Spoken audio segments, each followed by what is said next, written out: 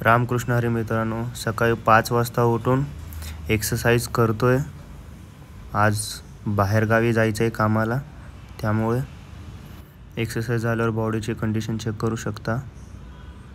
Apps वगैरे थोडे दिसायला लागले चालू झाले। त्यानंतर मी निघालो बस स्टँडकडे।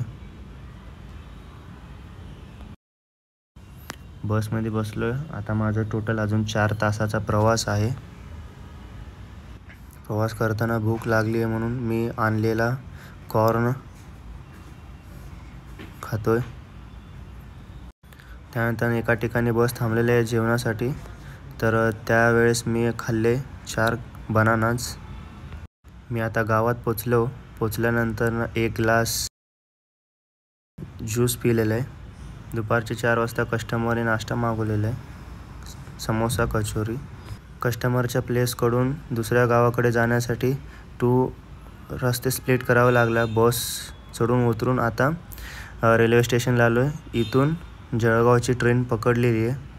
तर जाताना ट्रेनमध्ये कचोरीवाला आला, तर कचोरी सोबत सालाद दिसला होता। संध्याकाळचे जेवण म्हणून हेच खाल्लेलं आहे।